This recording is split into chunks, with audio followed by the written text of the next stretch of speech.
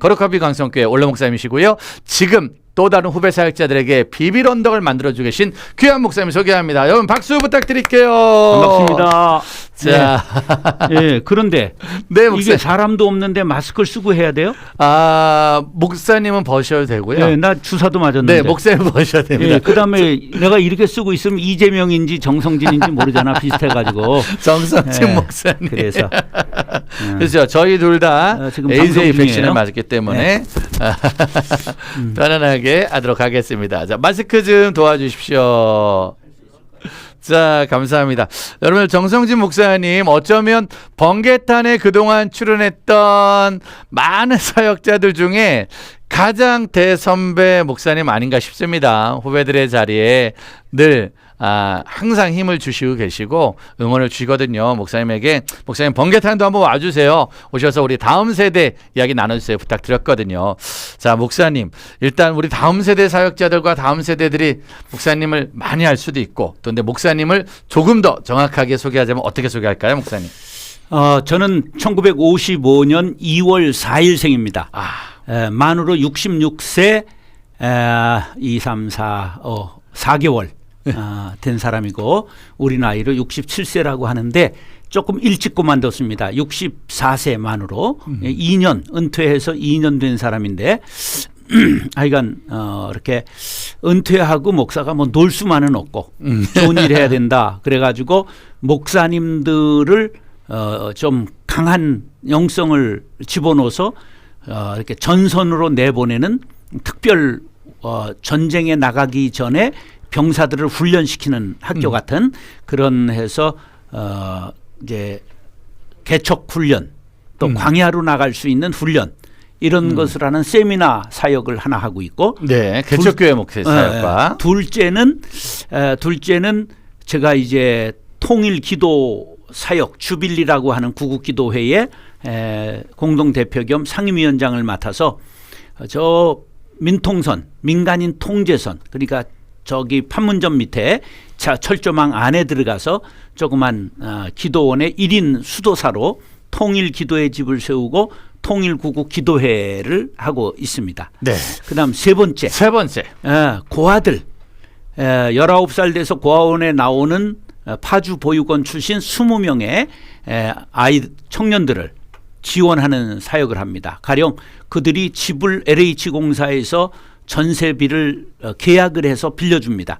그럼 거기 들어올 때 500만 원 나라에서 받고 오는데 500만 원으로 물건 기물 사면 뭐 돈이 없어지니까 그 걔네들에게 침대, 이불, 냉장고, 무슨 전자레인지, 가전제품 전체를 사줘서 살림도구를 장만해주고 그 다음에 걔들에게 한 달에 한 번씩 반찬 배달해주고 또 상담해주고 그 다음에 직업 발전해주고 이렇게 앞길을 인도해주는 그런 비빌 언덕이 되자 그들의 소도 비빌 언덕이 있어야 일어난다.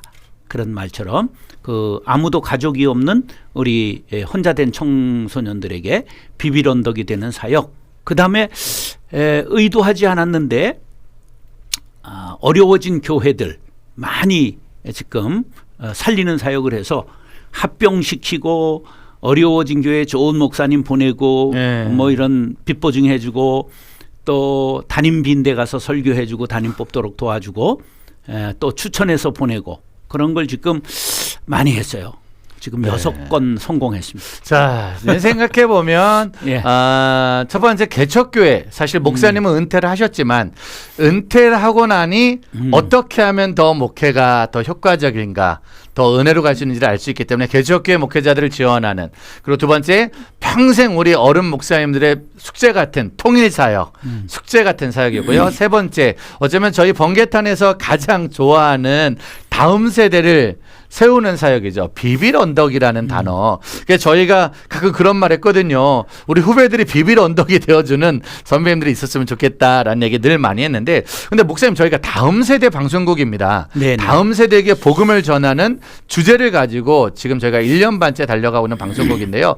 목사님 청년 시대의 다음 세대 사역 한국교회 어떤 모습이었습니까, 목사님? 목사님 전도사로 처음 부임했을 때, 개척했을 때 그 당시의 청소년 사역 어떤 건가요? 저는 이제 전후 세대 아닙니까? 네. 그리고 이제 55년생부터 63년생까지가 우리나라에 제일 많이 태어난 세대잖아요. 네. 그래 이제 아주 엄청나게 우리 한 반에 막 60명, 70명 이렇게 있던 세대거든요. 그리고 우리 동네 옆에 있는 미아리에 있는 국민학교는 세계 기네스북에 올라갔는데 네. 초등학교 학생 수가 10,000명이 넘었어요. 그러니까 교실을 더 질 수 없으니까 3부제를 했어요. 우린 2부제 했고 그 학교는 3부제 했던. 그러니까 그 아침 오전반, 점심반, 저녁반 있을 정도로 그런 시대를 살아왔죠. 그러면서 경제 부흥이 함께 일어났어요. 여러분들은 잘 모르시지만 우리나라의 그 71년이 기점이 돼서 네. 71년 이전의 사람과 이후의 사람은 종족이 다릅니다. 오. 그게 무슨 의미냐? 네. 71년에 비로소 우리나라가 쌀을 자급자족했습니다. 오. 그러니까 그 전에는 전부 보릿고개. 지금 요새 보릿고개가 그 가수 누구죠? 네, 한 분이 부르셨죠. 현 뭐야? 저 안동역 부른 분 누구야? 네? 그분의 보릿고개라는 네. 그 아주 히트하고 있잖아요. 근데 보릿고개가 보리 심어놓은 고개인 줄 아는데 아니에요. 보릿고개가 춘궁기라고 그래서 봄이 되면 식량이 다 떨어져 가지고 보리가 나올 때까지 전부 나물 뜯어먹고 뭐 먹었는데 죽지 않은 걸 나물이라고 그러는 거예요. 우리가 늘 사실은 방송이나 옛날 얘기로 들었던 먹을 것 없던 시절 그러면 이야기네요. 그러니까 진달래 먹고 이게 노래로 돼서 그렇지 우리는 간식으로 진달래꽃을 떠먹었고 삘기라고 풀 이런 거 먹었고 뭐 하여간 뜯어서 먹고 죽지 않은 건 계속 먹은 게 나물 된 거예요. 그러니까 이제 그런 세대를 자라나다가 한국이 경제가 팍 올라가는 거를 우리가 이제 경험했죠. 내가 70년에 고등학교 들어갔을 테니까 그때부터 이제 막 올라가는 세대야. 네. 그러니까 꿀꿀이죽도 학교에서 급식으로 먹었고 옥수수죽 미국에서 전부 가루 나온 거로 그다음에 옥수수 빵으로 바뀌었고 그다음에 이제 그런 것들이 혼분식 장려 해가지고 쌀밥만 싸우면 막 그냥 얻어맞고 밥 뺏기고 그랬어요. 보리를 섞은 밥을 먹어야 되고. 그런 시대의 교회의 모습은 어땠어요, 목사님? 그런 시대 교회. 그때는요. 네. 전부 서울로 온 거야. 그래서 서울은 10,000원이고 교회가 전부 고향 떠난 사람들의 안식처가 교회가 된 거예요. 그래서 이제 그때 경제 부흥과 함께 교회가 된 거예요. 그래서 정신적 지주가 된 거죠. 그럼 마음의 고향이 된 거예요. 그래가지고 교회마다 그냥 텐트만 쳐도 되고 그 함성만 얹어도 되고 교회가 됐는데 이야. 그럴 때 제가 뱃속부터 교인이기 때문에 교회에 대한 경험을 너무너무 많이 했어요. 네. 중3 때 개척교회 우리 어머니가 사찰했어요.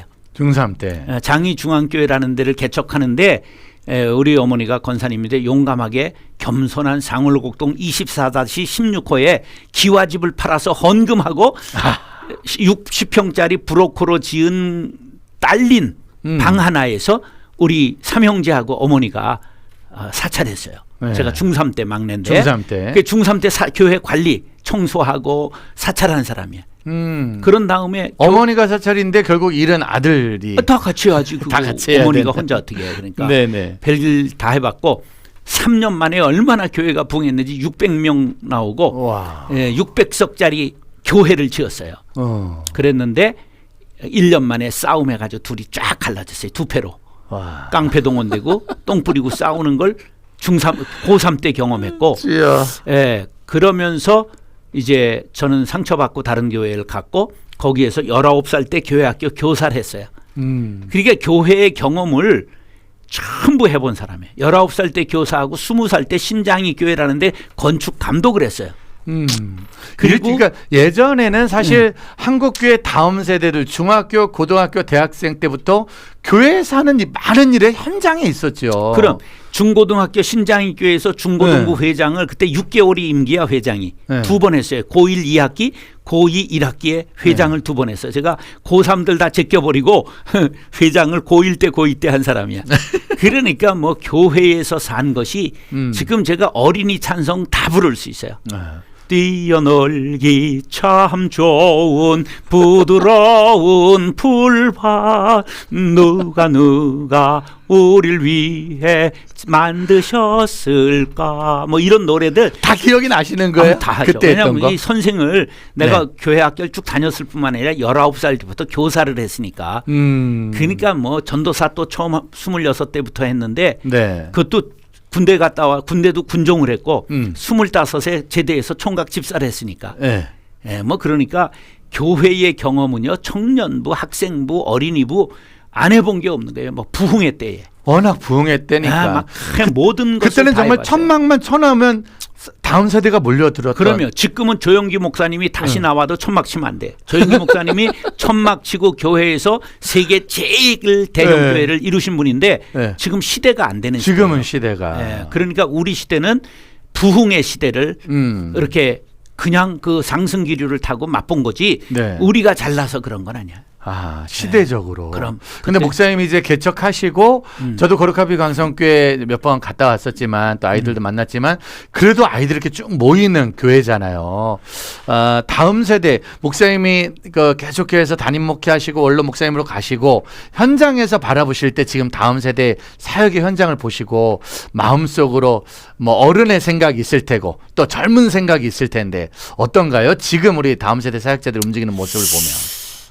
안 됐다 이렇게 생각되죠. 고생한다. 네, 네. 왜냐하면 우리 때는 제가 개척해가지고 교육부만 한 3,000명 모였거든요. 네. 선생님만 600명 있었어요. 아. 600명이 넘었어요. 교육부 선생님.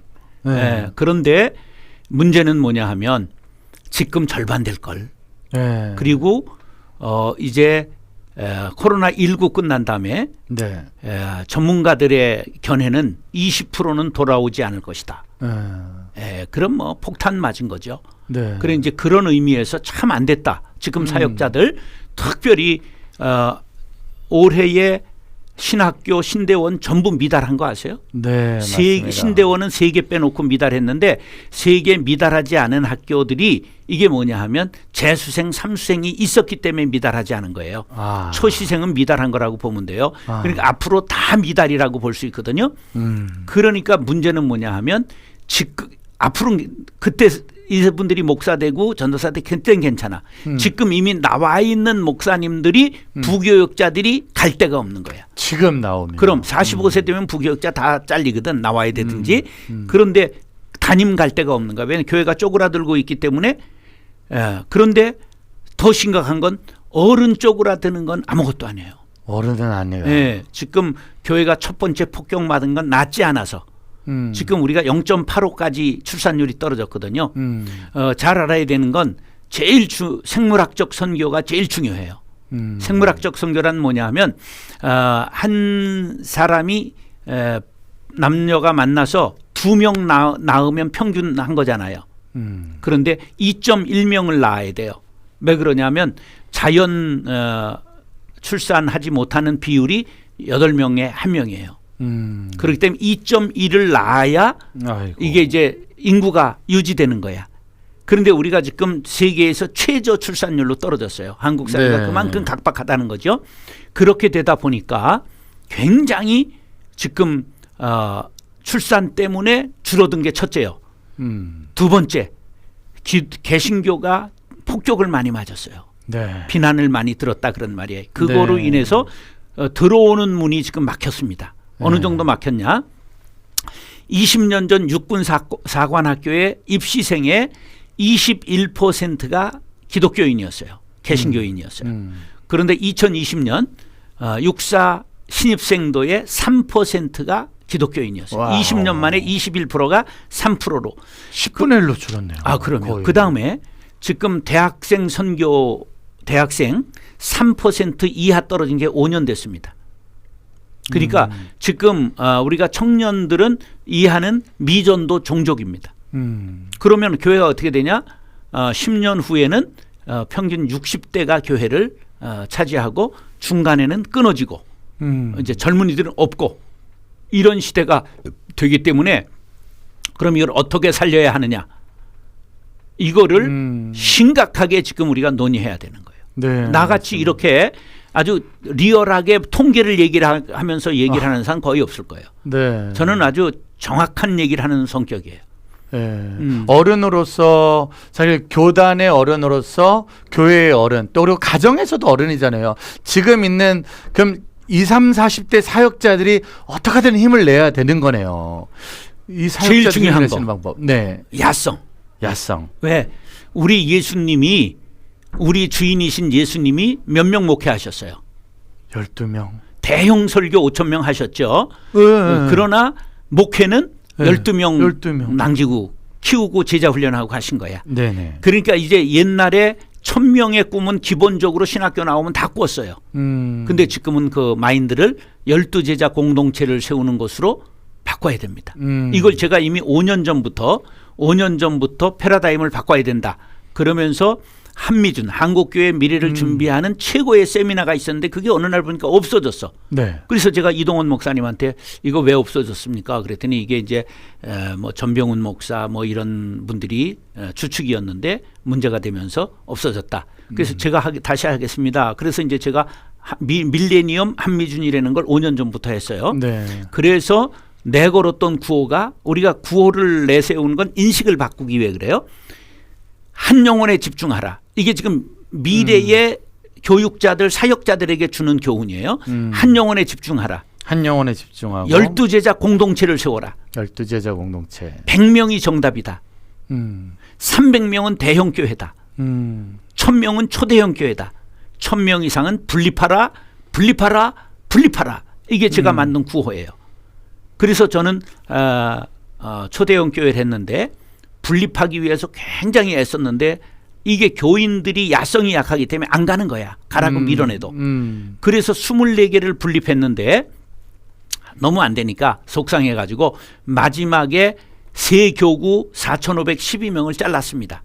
그리고 110억을 들여서 지어가지고 3km 있는 데를 내보냈어요. 그랬더니 뭐 간다 안 간다 막 말들이 많더라고. 그럼 내가 간다. 그리고 확 나가버렸어요. 지금 63세에 광성교회 내려놓고 나간 거예요. 그랬더니 이제 잔소리들을 못 하잖아요. 내가 나가니까. 그래서 그 교회 5달 만에 담임 뽑아놓고 64세로 끝낸 거예요. 그래서 그런 야성을 키우는 사실은 코로나 시대이기 때문에 그전에도 야성이 있어야 되는데 이제 완전히 정글로 가버린 아이들을 현장에서 만나지 못하고 어쩌면 아이들을 현장에서 끌어내는 일을 못하다 보니까 지금 저희가 지금도 유튜브를 이렇게 하고 있거든요. 목사님, 이 시대의 다음 세대 사역자들이 야성을 가질 때 어떤 노력을 좀 하면 그 야성을 살려낼 수 있는 시작의 훈련을 좀 할 수 있을까요? 가난을 자처해야 돼요. 내가 풍부에도 처할 줄 알고 가난에도 처할 줄 아는 일체의 비결을 배웠노라. 사도 바울, 우리의 대선배이고 초대 목사님이신 사도 바울의 얘기잖아요. 네. 우리가 가난의 영성을 자처해서 가난을 택할 줄 알아야 돼요. 이게 영성이고 야성이야. 저는 왜 이게 지금 가능하냐 하면 29살 때 우리나라에서 제일 가난한 마을을 찾아서 음성의 금왕광산 무극광산이라고 얘기했는데 거기 폐광촌 13년 된 마을을 할머니 6명 있는 데를 찾아서 갔어요. 담임 전도사로. 그 실제적으로 살았거든요. 그 야성이 지금 조금 남아있는 거야. 어느 정도 가난했느냐. 충북 충남에서 가장 가난했고 전국의 전 리다니에서 5번째 가난한 마을. 폐광되니까 모든 게 떠나는 거예요. 폐광되면 있는 건 전부 떠나고 아마레츠라고 그러죠. 땅의 사람들. 그러니까 이게 천민 우리말로는 그런 거야. 그런 떨어진 이제 가난한 분들만 남아있는 데 가서 2년 동안 담임을 했어요. 평생 살려다가 집사람이 간염 걸리고 유산하는 바람에 눈물로 작별하고 140명 전도해서 무당까지도 끌어내고 교회를 잘 했는데 눈물로 작별하고 왔어요. 그런데 그 야성이 지금까지도 제가 조금 남아있는 겁니다. 그래서 제가 멀쩡하게 큰 교회 64세에 다 이사장 뭐 몇 가지 학교 복지재단 교회 전부 100% 내려놓고 원로 목사도 안 하고 떠났죠. 저는 원로 목사 아닙니다. 원로는 단어를 쓰면 안 된다고 생각해요. 왜 하나님하고 나이 따먹게 할 일 있냐? 우리가 무슨 하나님 앞에 아이지. 네. 야, 자처해라. 어쩌면 코로나 시대는 다음 세대 사역이 힘들고 어려울 수 있지만 오히려 기회가 온 거네. 우리가 안 하니까 절벽에서 우리가 안 떨어지려고 하니까 확 이렇게 떠밀려서라도 떨어진 그런 상황이 되네요. 절벽에서 네. 떨어지면 죽을 것 같지만 네. 다 하나님이 거기 나뭇가지로 받아주시고 네. 하나님이 다 구름으로 받아주시고 네. 과시덤불로 받아주시고 다 살리세요. 네. 예, 그러니까 이게 너무 붙잡고 있을 필요가 없단 말이야. 놓고 보니까 다 하나님의 손이 받쳐준다. 알아서 책임을 져주신다. 네, 저 다 내려놓고 나왔어요. 예, 뭐 아이고 뭐 스트레스 받을 때 많아. 아이고. 자, 목사님 그럼 저희 방송국 이름이 번개탄 방송입니다. 어쨌든 목사님 말처럼 야성을 지켜내야 되잖아요. 영성을 지켜내고 야성을 지켜내고 믿음을 지켜내야 되는데 목사님도 청년 때 또 담임 목회 때 또 지금도 마찬가지일 텐데 내 안에 하나님 주시는 성령의 불, 은혜의 불을 지켜내는 방법들 어떤 것들이 좀 있을까요? 저는요. 대학을 못했어요. 대학을 못하고 공고 나왔습니다. 그러니까 공고 나오면 어디 가야 돼? 그리고 공장 가야지. 네. 그래 제대하고 동아제약의 생산직 사원으로 물론 큰 회사지만 바카스 예? 거기에 생산직으로 가서 항생제 만드는 밭에서 가스 먹으면서 생산직 사원을 했어요. 공돌이 생활을 했다 그런 말이에요. 그런 사람인데. 우리가 하나님이 사용해 주셔서 야간 신학교 그러니까 미인가죠. 비인가. 그리고 나오고 시골에 담임 전도사 갔다가 이거 정규 코스를 해야 무시당하지 않겠다. 이렇게 생각하고 방송통신대학을 해가지고 전문대 과정부터 학사 자격 딸 때까지 입학과 졸업에 11년 걸렸어요. 그러니까 일찍 군대 가기 전에 들어가는 놨는데 공부 안 하다가 나중에 다 해가지고 졸업해서 학사 자격 고시가 있어서 지금은 졸업하면 그냥 학사인데 5년제였어요 우리 때. 네. 바뀌어가지고 처음 나왔을 때 학사가 그래가지고 따고 장신대 신대원을 영어가 부족해 떨어지고 재수해서 신대원 들어간 사람이라 재수 없는 짓은 다 해본 사람이에요. 그러니까 가난한 배고픔도 알았던 세대요. 네. 저는 이제 공돌이도 했던 사람인데 뭐 10,000명 출석하는 교회 담임까지 해본 사람이죠. 그런데 중요한 건 뭘 말하려고 그러냐 하면 목적 중심으로 살라는 거예요. 목적 중심. 네. 공고 나오면 어디 가야 된다? 공장 가야지. 네. 그럼 목사가 목사 되면 안 되고 목사가 독사 되면 안 돼. 목사는 목을 나무에 다는 거야. 우리 예수님이 나무에 달려 죽으셨잖아. 목을 나무에 달아 죽이는 게 목사야. 그러니까 죽어야 사는 이치를 실천하면 아무리 어려운 시대 북한과 같은 지하사역이라도 되는 게 있는 거야. 왜? 헌신할 때 하나님이 역사하고 지금 사람들이 끝이라고 말하잖아요. 제가 앞에 부정적인 얘기를 많이 했잖아요. 사람들이 끝이라고 말할 때 하나님은 일하기 시작하는 거예요. 그러니까 그런 믿음을 가지고 목숨 걸고 해야 된다라는. 그럼요. 지금도 근데 목사님 말씀만 시작하면 눈빛이 변하세요. 말만 딱 나오면 그냥 눈에서 레이저가 나오시는데 지금 우리 20대, 30대, 40대의 젊은 사역자들의 모습 속에 조금 더 주님 앞에 목숨 걸고 달려가는 내 안에 번개탄이 있어야 되겠다라는 생각을 하게 되네요. 번쩍번쩍 해야 돼. 네. 나는 사고를 치더라도 일을 하는 사람을 좋아하지 동태눈 썩은 것처럼 희미한 티미한 사람 싫어해요. 왜냐하면 막 그냥 안 될 것 같은데 막 사고를 저지르고 하는 애들한테 난 밀어줘요. 왜냐하면 그 하나님이 어떻게 하실 줄 알아. 근데 아무것도 안 하는 사람은 감나무에 감이 떨어지기를 기다리고 누워있는 놈한테는 입으로 안 떨어지고 눈탱이에 떨어져가지고 눈탱이가 밤탱이 되는 거예요. 일을 하는 걸 하나님이 좋아하신다. 맞습니다. 목사님 그럼 지금 저희는 다음 세대 사역자들이 주로 많이 봅니다. 찬양 사역자, 말씀 사역자, 선교단체 간사들이 많이 보거든요. 우리들에게 이 젊은 세대들에게 지금 우리가 무엇을 위해 일해야 될지 지금 이 위기의 시대 아까 말했듯이 진짜 10%가량 줄어버린 또 힘든데 더 힘들어진 시대 속에 어떻게 움직여야 될지 한마디 좀 알려주십시오. 말씀 사역자가 되려면 말씀을 강하게 하든지 깊게 하든지 해야 돼요. 아주 말씀을 깊게 해서 사람들의 마음에 심어주든지 아니면 강하게 칠 수 있다든지 해야 돼. 요새 제 제자 하나 중에 제자 광성교회 떴잖아요. 그 제 제자예요. 오. 17년 전에 개척시킨 박한수. 네. 요새 유튜브 스타 됐잖아.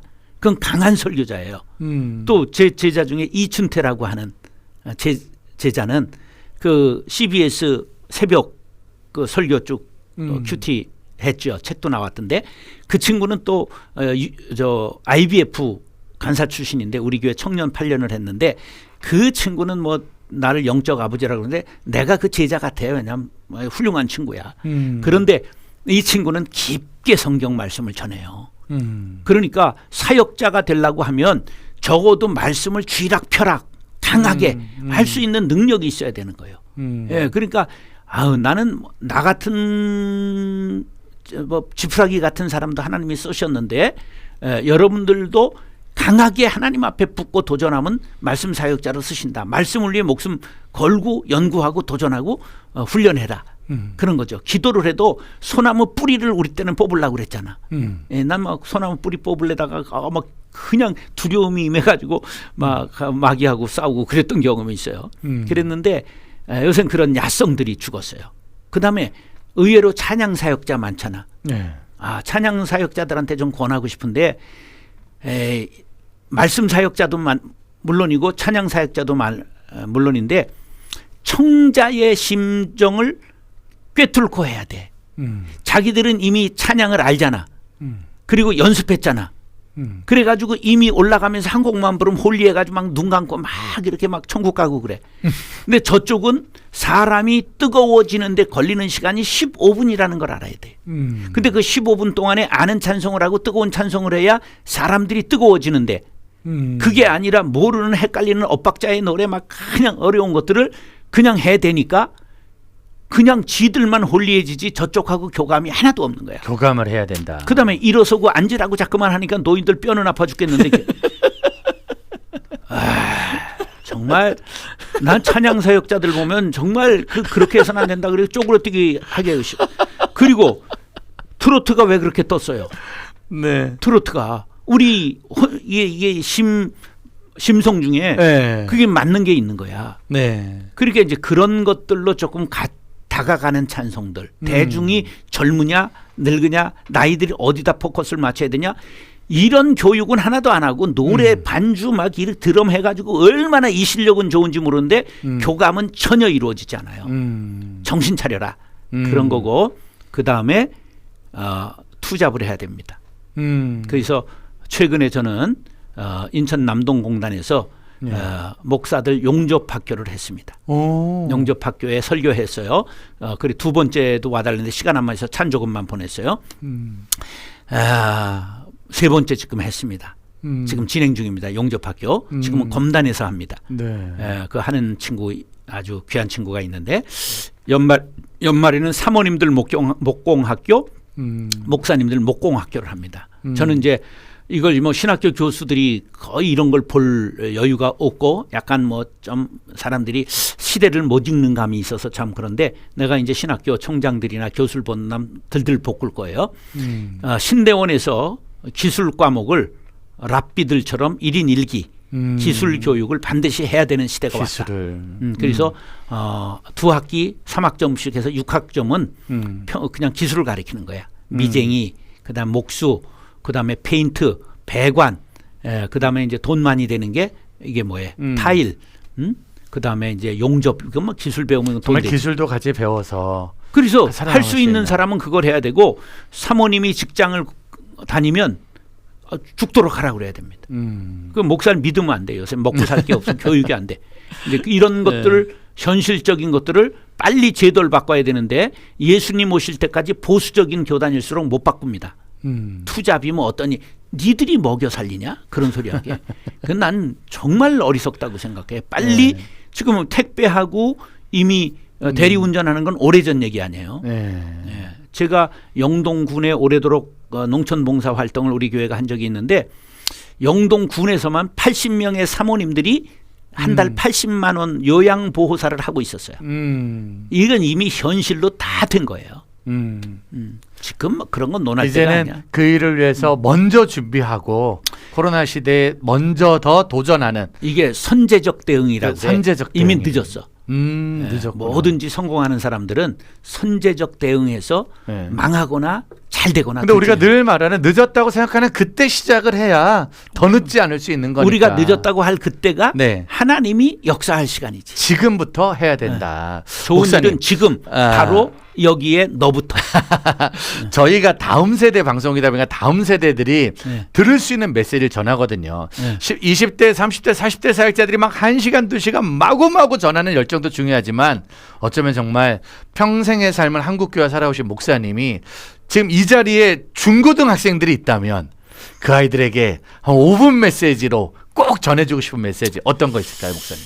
제일 중요한 것은 하나를 들으면 셋을 실습해라. 둘을 들으면 5번 실습해라. 그러니까 예수님의 말씀은 어려운 게 없어요. 원수를 사랑하라.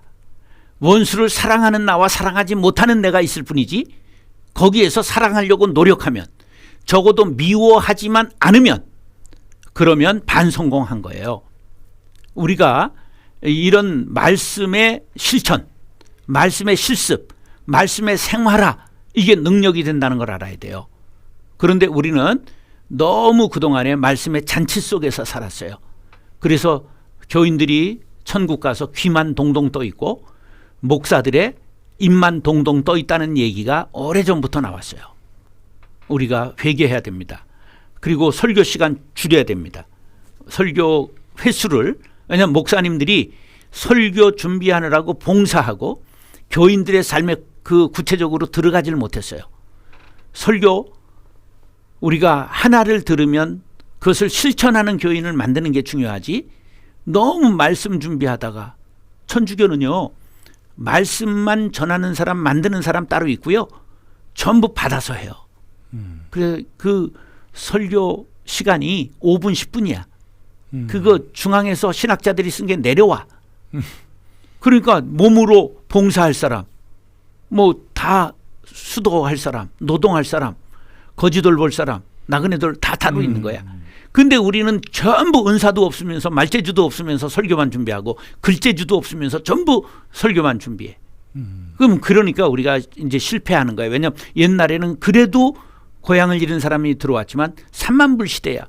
3만 불 시대에 부흥하는 기독교는 역사에서 찾아볼 수 없어요. 역사를 볼 줄 알고 세계의 흐름을 알아야 돼. 만 달러부터 교회는 위기를 맞아요. 그러면서 3만 달러는 완전 곡소리 나는 거야. 예, 3만 달러 되면서 되는 교회를 찾아와 봤어요. 나라에 안 돼요. 그렇기 때문에 우리는 이게 세상의 흐름을 빨리 꿰뚫어야 되고 이제 그러면서 우리가 어떤 사람이 돼야 되느냐. 많이 들으려고 하지 말고 들은 말씀을 행하는 사람 돼야 된다. 그래서 행동하는 신앙인이 돼야 된다. 행동하는 양심이 돼야 된다. 그래서 살아내는 것, 말씀을 들으려고만 하지 말고 한 말씀이 나한테 꽂혔으면 새겨진 그 말씀을 붙들고 그러면 살아내면 성자 되는 거예요. 그것이 우리 젊은이들이 학생들이 가야 할 길입니다. 그건 제가 증인인데 저처럼 공부 못했던 사람 저는요 영어 I cannot speak English예요. 신대원 들어가느라고 막 머리 빠지도록 그냥 40일 만에 마누라한테 야단맞아가며 토플을 떼가지고 들어갔어. 그 다음에 데모하느라고 언제 내가 영어를 해? 그게 뭐 영어, 히브리어 시축기축하고 헬라어 헬렐레 하다가 끝나고 그거로 설교할 일 없잖아. 그리고 정말 중요한 것은 살려고 노력했죠. 그러니까 욕심 안 부리고 돈 싫어하고 자리 싫어하는 사람이 있어. 그래서 다 내려놓고 딱 나올 수 있었죠. 제가 직원만 750명 있었어요. 복지재단에 550명 우리나라 교회에서 제일 큰 복지재단을 했고 학교에 선생님 직원 100명 교회에 목회자 73명 직원까지 100명 그래서 750명 직원이 있었고 1년에 600억 결제했어요. 교회 헌금만 160억이고 그런데 내려놓을 수 있었던 것은 어느 순간에든지 이렇게 실천하는 것들을 강조했고 자꾸만 자기 다짐을 하고 퇴로를 차단하고 선포했죠. 난 65세에 그만둔다. 난 원로 목사 안 한다. 뭐 이런 것들을 평소에 참 뭐 난 보너스 없다. 우리가 장사냐?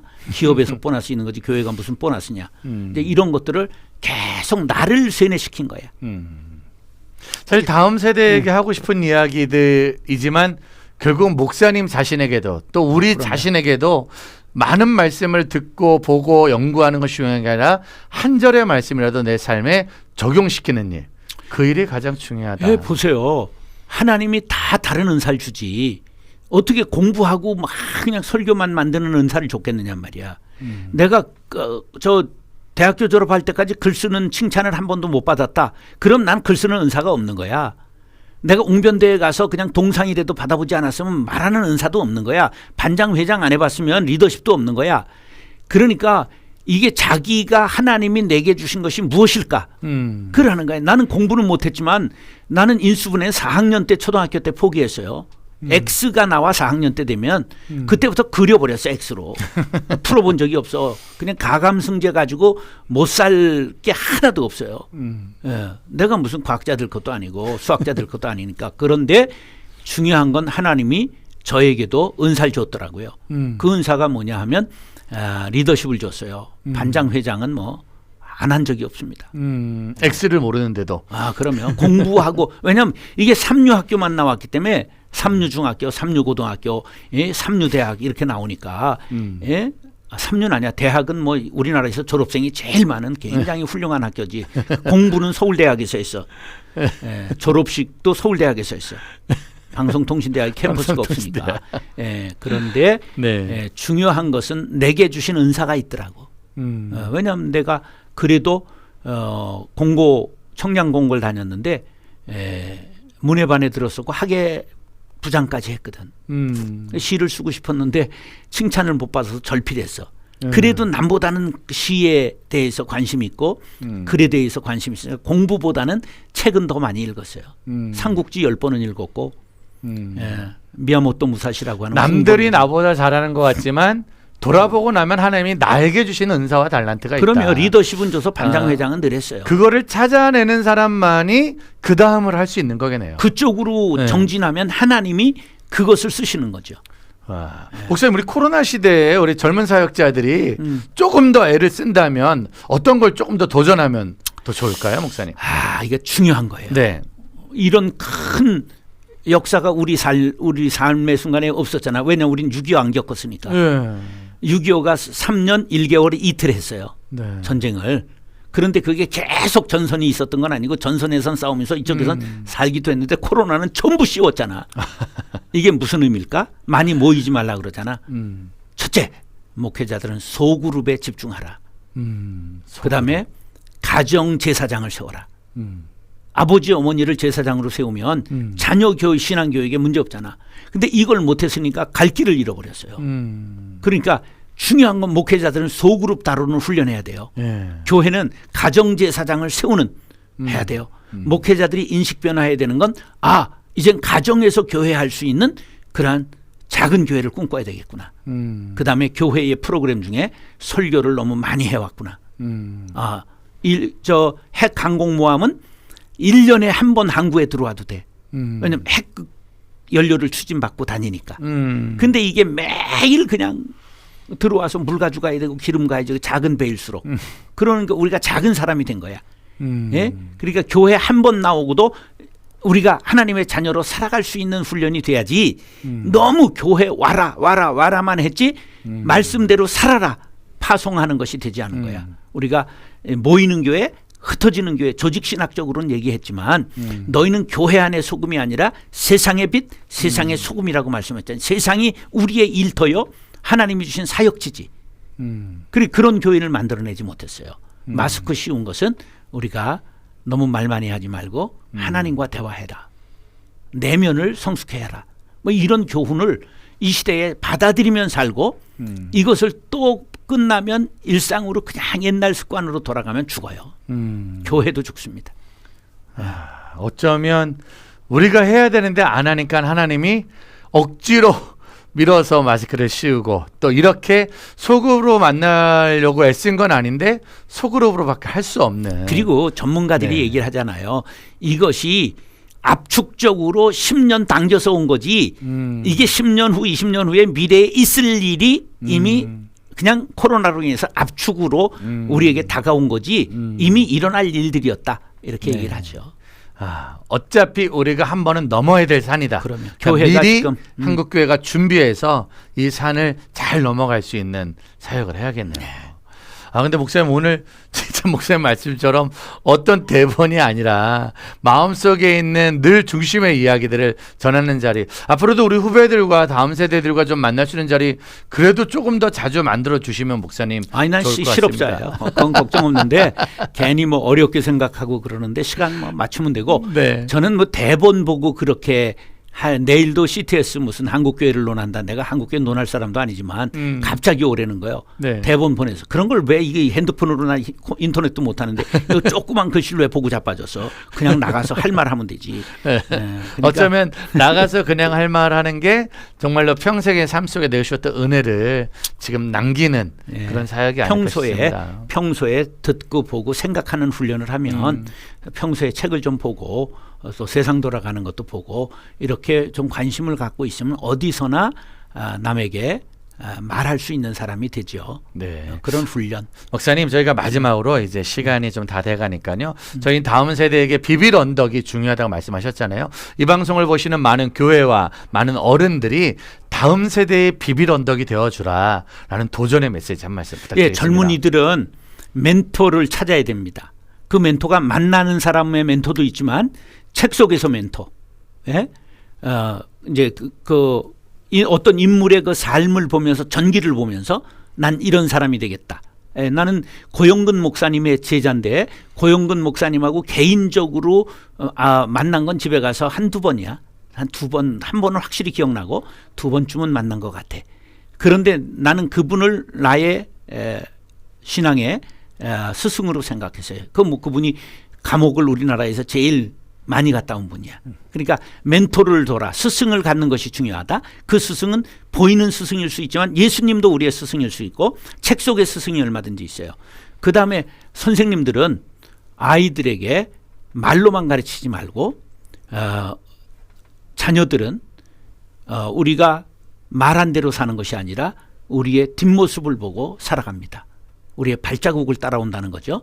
그러므로 삶으로 모범을 보이는 목회자, 선생님들이 되셔야 한다.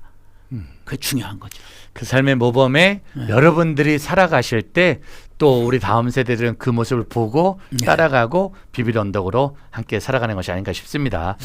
저희 번개탄 방송국 정말 처음 이렇게 방문해 주셨는데 어떻게 목사님 오시니까 그냥 젊은이들 열심히 하고 있는 현장 어떻게 열심히 좋아요. 잡습니까? 우리 방송국보다 좋고 이렇게 야성 있게 사역을 하시는 번개탄 너무 좋고 우리가 정식 방송국을 해가지고 그냥 돈을 쏟아붓는 것보다 이게 얼마나 가성비가 좋습니까? 그리고 이제 볼만한 분들이 들어오는 거 아니에요? 네. 그러니까 너무 좋은 사역을 해서 감사하고 이런 것을 해서 이렇게 직원들 여러 명 하면서 살아갈 수 있다는 거 아주 짱입니다. 네, 감사합니다, 목사님. 오늘 너무 감사했고요. 저희들이 가끔씩 이야기를 듣고 싶을 때 좀 편안하게 연락해서 예. 오셔서 우리 다음 세대 중고등 우리 청년들 사역자들 힘 한 번씩 줄 수 있는 시간이 많기를 소망합니다. 교육 쪽에 네. 교육 전문가는 아니지만 내가 어려서부터 19살 때부터 교사를 했기 때문에 교회 학교 교육에 대해서는 얼마든지 할 수 있는 그런 얘기가 있습니다. 언제든지 불러주시면 아주 네. 야성 있는 그런 여러분 감사합니다. 우리 정상진 목사님과 귀한 시간 함께 했는데요. 앞으로는 저희가 작은 주제 잡아서 목사님께도 정말 감사한 건 번개탄 TV 스튜디오가 목사님 계신 곳하고 그렇게 멀지 않아서 자주자주 연락드려서 꼭 저희들 좋은 말 들으면서 더 야성을 키우고 삶의 모범을 보이는 삶의 자세로 돌아가도록 하겠습니다. 오늘 목사님 정말 바쁘신데 나오셔서 감사합니다. 감사합니다. 감사합니다.